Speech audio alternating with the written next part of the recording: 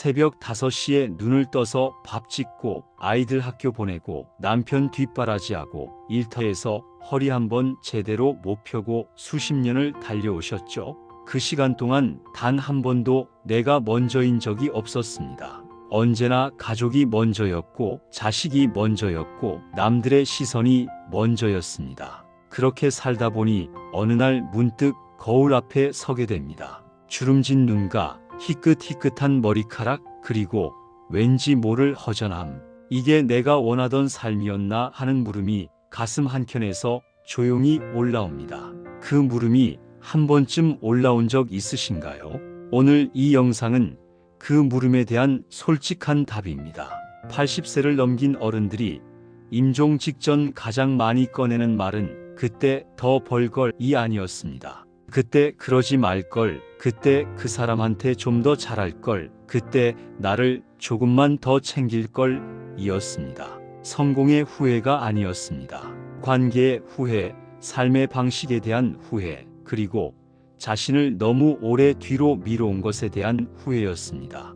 여러 연구에서도 비슷한 결과가 나옵니다. 노인들이 인생 말년에 가장 많이 후회하는 것은 더 많이 일하지 못한 것이 아니라 더 많이 사랑하지 못한 것, 더 솔직하게 살지 못한 것, 그리고 나 자신에게 좀 더 친절하지 못한 것이었습니다. 이 말이 지금 이 순간 가슴에 걸리신다면 오늘 이 영상은 당신을 위한 것입니다. 지금 이 영상을 보고 계신 당신이 60대라면 혹은 70대라면 지금 이 순간이 기회입니다. 아직 늦지 않았습니다. 하지만 이걸 모른 채 10년을 더 흘려보내면 그 후회는 결국 당신의 것이 됩니다. 오늘 말씀드릴 7가지 끝까지 들어주세요. 단 한 가지만 가슴에 새겨도 당신의 남은 인생은 분명히 달라집니다. 첫 번째입니다. 돈 벌겠다고 내 몸을 땔감처럼 쓰지 마세요.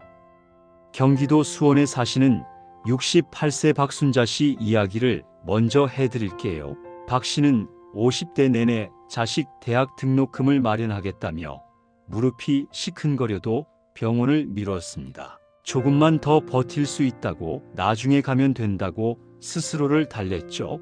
보험료가 아까워서 실손보험도 해지했고 건강검진도 직장에서 공짜로 해주는 거 아니면 가지 않았습니다. 그렇게 10년을 버텼는데 68세가 되던 해에 퇴행성 관절염 3기라는 진단을 받았습니다. 의사가 말했습니다. 10년 전에 오셨으면 이 정도까지는 진행되지 않았을 겁니다. 박 씨는 그날 집에 돌아오는 버스 안에서 한참을 울었다고 합니다. 자식은 이미 취업해서 제 밥벌이 잘하고 있었습니다. 정작 자신의 무릎은 이미 돌이킬 수 없는 상태가 되어 있었습니다. 많은 분이 이렇게 사십니다. 노후 자금을 마련한다며 몸이 보내는 신호를 무시하고 아프다는 말 한마디를 사치처럼 여기며 수십 년을 살아오셨습니다. 그런데 기억하세요. 돈은 다시 벌 수 있어도 닳아버린 연골과 굳어버린 혈관은 돈으로 절대 되살릴 수 없습니다. 80세에 통장에 숫자가 가득해도 내 발로 걷지 못하면 그 돈은 의미가 없습니다. 화장실을 혼자 가지 못하는 노년, 아무도 원하지 않으시죠? 그렇다면 지금 당장 30분 걷는 것을 돈 버는 일보다 먼저 두세요. 건강검진 미루지 마세요. 아프다는 몸의 신호를 나중에 보자며 서랍에 넣어두지 마세요. 몸이 무너지면 그 다음부터는 선택지 자체가 사라집니다. 이건 협박이 아닙니다. 이미 그렇게 된 분들이 공통적으로 하는 말입니다. 두 번째입니다. 독이 되는 인연을 끊지 못한 것이 평생의 한이 됩니다. 만날 때마다 기운이 빠지는 사람 한 분쯤은 떠오르실 겁니다. 내 이야기는 들어주지 않고 자기 자랑만 늘어놓는 오랜 친구, 만날 때마다 돈 이야기나 자식 비교를 꺼내는 친척, 전화만 하면 불평으로 시작해서 불평으로 끝나는 지인. 그런데도 정이 있다고, 오래 알아온 사이라고 나중에 외로울까봐 계속 만나고 계신 건 아닌가요? 그 만남이 끝나고 나면 왜 그렇게 피곤한지, 왜 그렇게 마음이 무거운지 느껴보신 적 있으신가요? 80세가 되어보면 알게 됩니다. 그런 사람들에게 쓴 시간과 감정이 세상에서 제일 아깝습니다. 그 시간에 나를 따뜻하게 해주는 사람 한 명 더 만났더라면, 혼자 조용히 산책이라도 했더라면 하는 후회가 밀려옵니다. 사람을 정리하는 것은 차가운 게 아닙니다. 내 남은 생에 대한 예의입니다. 만남 뒤에 따뜻해지는 사람, 전화 끊고 나서 기분이 좋아지는 사람, 그 사람만 곁에 두세요. 인생 후반에 주어지는 시간은 젊을 때처럼 무한하지 않습니다. 마음 편한 사람 한 명이 불편한 사람 10명보다 훨씬 낫습니다. 이제는 관계도 편집할 줄 알아야 합니다. 세 번째입니다. 자식 인생을 대신 살아주려다 내 인생만 잃었습니다. 충남 천안에 사시는 71세 이재원 씨 이야기를 해드릴게요. 이 씨에게는 외아들이 있었습니다. 그 아들이 40대에 접어들면서 사업을 하겠다고 나섰습니다. 이 씨는 걱정이 앞섰지만 아들의 꿈을 막을 수 없었고 결국 30년간 모은 퇴직금 전부를 아들 사업 자금으로 내줬습니다. 그것도 모자라 아들이 힘들 때마다 옆에 붙어서 직접 같이 고민해주고 거래처 미팅도 따라다니고 아들 직원들 회식비까지 이 시간에 했습니다. 그런데 사업은 3년 만에 문을 닫았고 아들은 다시 회사에 취직했습니다. 아들은 그 경험 덕분에 이전보다 훨씬 단단해졌다고 합니다. 그런데 이 씨는 어떻게 됐을까요? 퇴직금도 없고 그 3년 동안 건강도 잃었고 자신이 하고 싶었던 것은 단 하나도 하지 못했습니다. 아들은 잘 살고 있습니다. 이 씨의 3년만 텅 비어버렸습니다. 자식을 사랑하지 말라는 게 아닙니다. 사랑의 방식을 바꾸라는 겁니다. 자식은 스스로 넘어져 봐야 강해집니다. 부모가 미리 길을 다 닦아주면 아이는 걷는 법을 배우지 못합니다. 자식이 어렵다고 해서 무조건 뛰어드는 게 사랑이 아닙니다. 지켜보는 것, 기다려주는 것, 그것도 사랑입니다. 자식을 위한 진짜 유산은 돈이 아니라 부모 없이도 자기 삶을 꾸려가는 힘입니다. 그 힘은 넘어지고 일어서는 경험에서만 생깁니다. 손을 놓는 것도 사랑입니다. 이걸 이재원 씨는 71세가 되어서야 알았다고 했습니다. 네 번째입니다. 나를 항상 나중으로 미뤄둔 것이 가장 큰 실수입니다. 가족을 위해, 자식을 위해, 남편을 위해 평생을 사셨죠. 언제나 자신은 제일 마지막이었습니다. 나중에 시간 생기면 여행 가야지, 나중에 여유 생기면 배우고 싶은 거 배워야지, 나중에 나도 좀 쉬어야지. 마음속으로 수백 번 되뇌었지만 그 나중이라는 시간은 단 한 번도 찾아오지 않았습니다. 기다리다 60이 됐고 또 기다리다 70이 됐습니다. 그리고 이제 몸이 예전 같지 않아서 가고 싶어도 잘 못 가게 됐습니다. 나를 먼저 챙기는 건 이기적인 게 아닙니다. 남은 인생에 대한 최소한의 도리입니다. 먹고 싶은 것, 가고 싶은 곳, 배우고 싶은 것을 더 이상 참지 마세요. 자식이 눈치 보여서, 남편한테 미안해서, 옆집 아무개가 뭐라 할까봐 자신을 또다시 뒤로 미루지 마세요. 지금 이 순간을 즐기는 것, 그것이 노후의 사치가 아니라 노후의 기본입니다. 당신은 이미 충분히 희생해 오셨습니다. 이제는 당신 차례입니다. 이 말이 이상하게 들리신다면 그만큼 자신을 너무 오래 외면해온 겁니다. 다섯 번째입니다. 통장 잔고보다 무서운 건 할 일 없는 하루입니다. 노후 준비하면 대부분 돈 이야기부터 꺼냅니다. 얼마를 모아야 하는지, 국민연금은 얼마인지, 퇴직금을 어디에 굴려야 하는지, 물론 돈도 중요합니다. 하지만 돈보다 훨씬 더 무서운 게 있습니다. 바로 아침에 눈을 떴을 때 아무것도 할 일이 없는 하루입니다. 갈 곳도 없고 불러주는 곳도 없고 기다리는 사람도 없는 24시간. 이게 하루 이틀이면 모르겠는데 이런 날이 몇 달, 몇 년씩 이어지면 사람은 서서히 무너집니다.